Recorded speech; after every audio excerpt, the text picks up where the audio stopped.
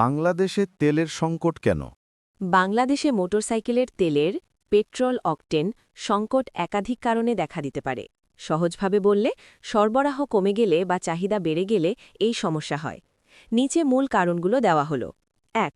আন্তর্জাতিক বাজারে তেলের দাম বৃদ্ধি। বিশ্ববাজারে অপরিশোধিত তেলের দাম বাড়লে বাংলাদেশে আমদানি খরচও বেড়ে যায়, এতে সরবরাহে চাপ পড়ে। ২. ডলার সংকট। বাংলাদেশে তেল আমদানির জন্য ডলার লাগে। ডলার কম থাকলে সরকার বা কোম্পানিগুলো আগের মতো তেল কিনতে পারে না, ফলে ঘাটতি হয়। ৩. সরবরাহ ব্যবস্থার সমস্যা। কখনো কখনো তেল ডিপো, পরিবহন বা বিতরণের সমস্যা হলে পাম্পে সময়মতো তেল পৌঁছায় না। ৪. চাহিদা বেশি হয়ে যাওয়া। হঠাৎ করে বেশি মানুষ মোটরসাইকেল বা গাড়ি ব্যবহার করলে তেলের চাহিদা বেড়ে যায়, কিন্তু সরবরাহ একই থাকলে সংকট দেখা দেয়। ৫. মজুদ কম থাকা। যদি আগে থেকে পর্যাপ্ত তেল মজুদ না রাখা হয় তাহলে সামান্য সমস্যা হলেই দ্রুত সংকট তৈরি হয়। ৬. গুজব বা আতঙ্কে বেশি করে তেল কিনে মজুদ করা, এতে বাজারে দ্রুত ঘাটতি তৈরি হয়।